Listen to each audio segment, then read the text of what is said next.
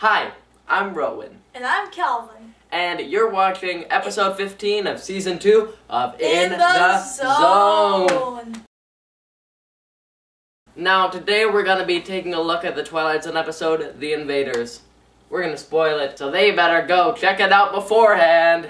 On Hulu, Netflix, IMDb, you name it. Yeah, or even the DVDs. Buy them, get them at the library. Or I don't at know. Barnes & Noble. I saw a bunch. That's where you can get season 4, which is not on Netflix, which will be later. Oh, yes, we will be doing it eventually, but not today. Today we're talking about The Invaders. I have one thing to say before we start.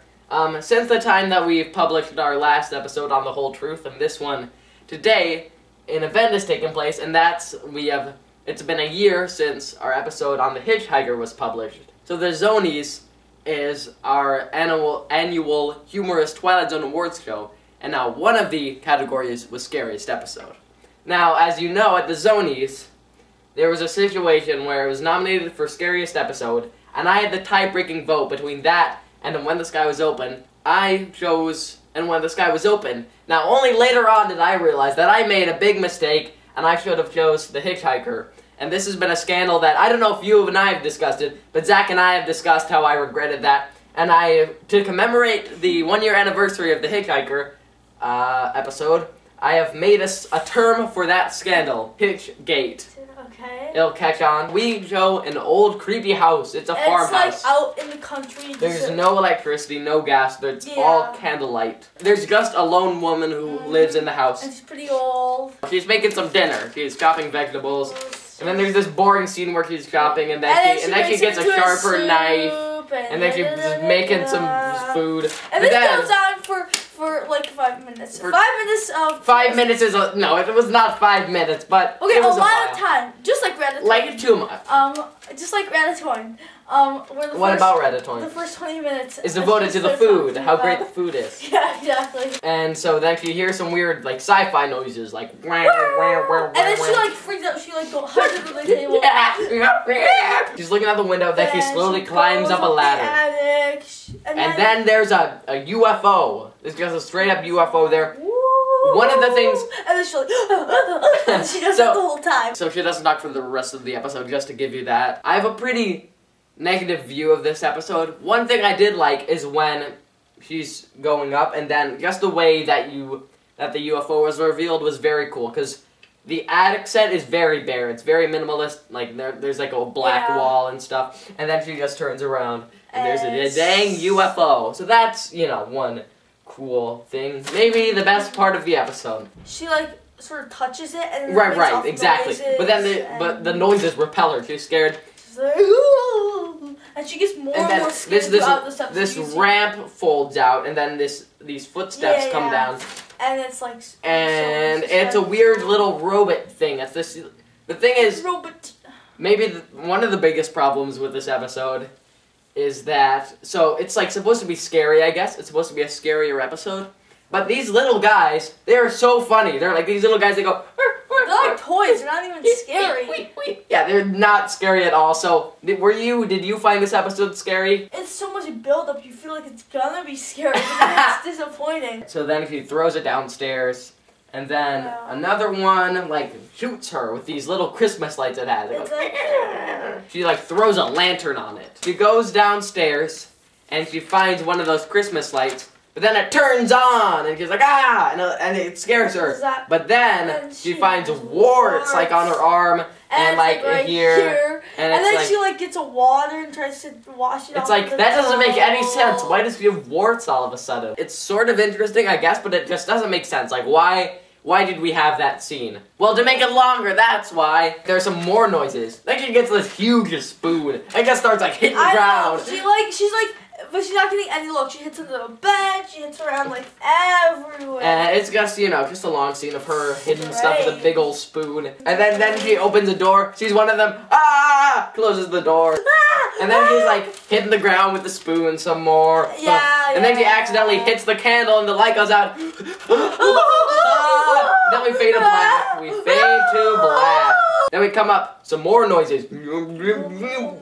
She sees another guy in, like, a cupboard. And then she closes that and she barricades the cupboard. Something happens where, like, there's a little door in the ground, and a guy comes out of it and like hits her with a knife. But it's so funny because it's like a little guy's going, like hits her foot with a little knife. And like, she freaks out. She's like, and then there's like a hole where a doorknob should be, and then a knife comes out of that and hits her.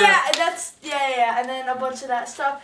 And then she goes into another room, a bedroom, and looks for them some more with like an axe. But then she like drops the axe and starts crying. Yeah, all this stuff happens. Then one is under the sheets in the bed, and so she tries to suffocate it. But then another one comes through and shoots her. But then she deals with him. And then one cool thing, like maybe my favorite part of the episode, she takes the key and goes bam, bam, bam, bam, bam. And then she makes sure it doesn't move again. And then she like puts it in this box. Yeah, she puts it in the box and then she burns the box. Yeah, burns the box. That's actually sort of smart, I guess. One makes a hole in her wall, and then it comes through, and then that happens. She goes upstairs to the attic, and then the ramp thing closes, and she's beating up the UFO with an axe. She like beats it up, and then you hear her first dialogue ever. Right. It's like something like. Besides Serling's intro, of course, and he's like, "Wait! One of our men was killed. We've got to go home. There's a race of giants." We pan over to the other side of the UFO. There's a thing on it, and it says,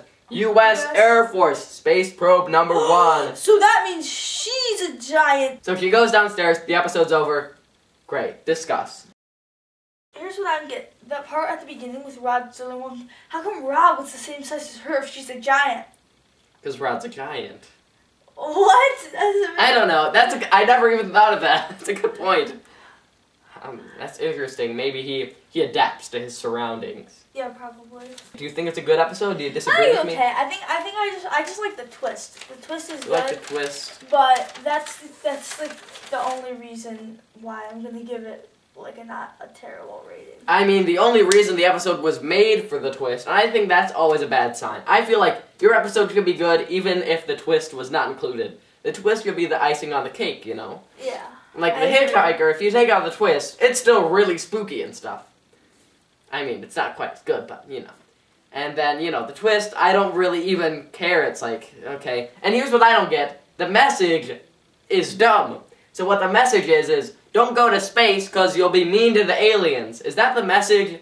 Is that the message? Is it saying, is it like turning... Is it like turning... It's not like Cool Cat, which is our sponsor, that tries to give like good messages and stuff. Maybe it isn't, but maybe it is. Maybe it's trying to turn the table on us and say, hey, yes, it does do lots of messages all the time, but it's turning the table on us and saying, how would you like it if you were an alien and you lived on the moon and people came to you?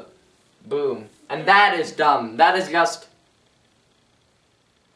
Or maybe there isn't a message, but it seems like that's the message and that it's a dumb message. But I'll say maybe that message was not there. It was just a story about space. I felt like, I don't know about you, I felt like I didn't even care what happened to this character. I was never rooting for her, like, yeah, beat up those little guys.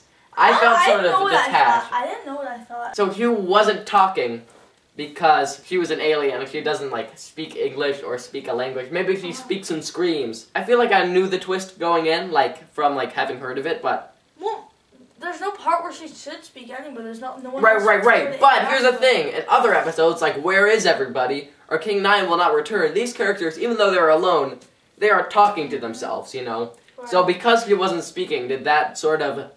come across as a hint to you? It would not. It wouldn't. Okay. It wouldn't be that obvious. It might hint at something, but it wouldn't be. It wouldn't give everything away. All right. So, did you ever see a twist coming that she would be an alien or something? I sort of saw like part. I sort of saw part of it coming. Like, wait, guys. You are being modest because while we were like watching the episode, you said something like early on that was like, "What if she's on an alien planet?" And I was thinking. He's right. He's right. What did you think of the main person's performance? How did you think she did? Good. I guess there's not much to do. Yeah, right. It doesn't require talent. I guess it wasn't bad. I think it does require talent because it's hard. You need to be an old woman. That's all you need to be. It's hard to be alone, you know? And the only people you're acting with is these little, cute little action figures. I feel like, for me, there's not a lot to like about this episode. I don't think it's boring, but I do think it's pretty padded.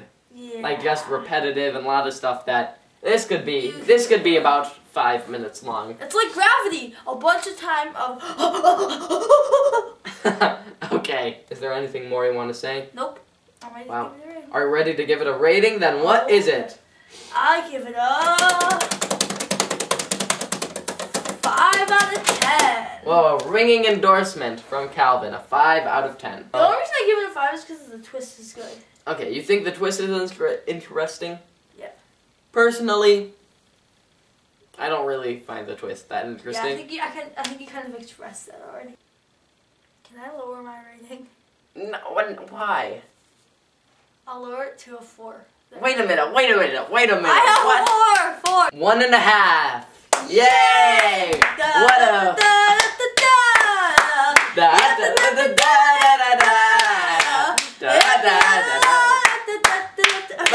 Alright, so, you know what? Maybe next week will be better. It's an episode called A Penny for Your Thoughts. Penny. And I hope that we're in your thoughts next Friday. We'll see you then. Cool.